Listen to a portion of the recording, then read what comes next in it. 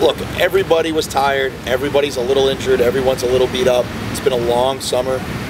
And, you know, for the face-off guys, I'm actually very happy they brought 8 guys down. It took the load off us a lot. I felt bad for the guys who just tried as hard as they could and just couldn't get through it. You know, the Mundorf and Rabels of the world just could not get through it. And I felt really bad for them because you could tell they were still on the sideline. They were still very active. They were still leaders out there.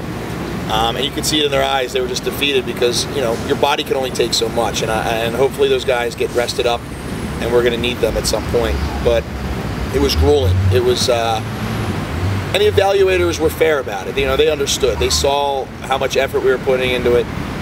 There was never a lack of effort. No one was taking it too lightly or anything like that. We've all been playing against each other all summer, so we all defended each other very well. We all countered each other very well. So it was cool to have some LXM guys in there, thrown in there, some college guys thrown in there, kind of spice things up a little bit. But it was, you saw the best players in the world, you know, trying to kill each other for what we consider the most coveted spot in this sport. Is there any sort of every man for himself attitude, or are there little kind of groups of guys maybe who played together in high school or college or on the same team now that kind of stick together? I mean, you know, we're just curious. We don't get to see it. Yeah, you know, it's interesting. You basically go out there, and lacrosse is so small that even the pro league, like I always tell people, you know, despite what you may think of somebody when they're on the field, everybody in this league's a good guy. And you never wish an injury or anything bad on anyone. And, you know, the face-off guys, I can speak for the face-off guys personally, we all know each other very well now.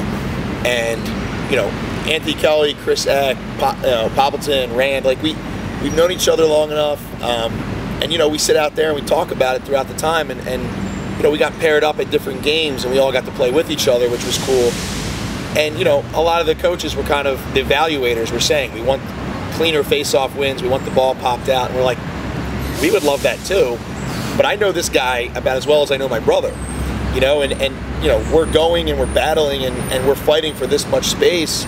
You wish everybody well, but you want their spot. You know, it was the perfect mixture of camaraderie and pride.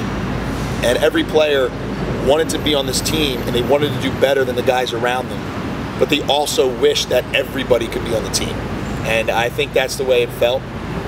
You know, breakfast, lunches, dinners, meetings, everything. There's always good camaraderie. People got along, but we all fought very, very hard.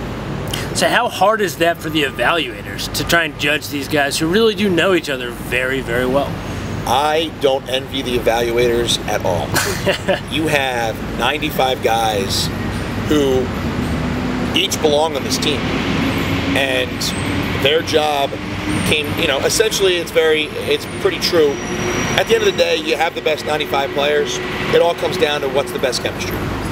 So I think what they were looking for more than anything was what guys are going to create the best product on the field, what guys are going to create the best locker room.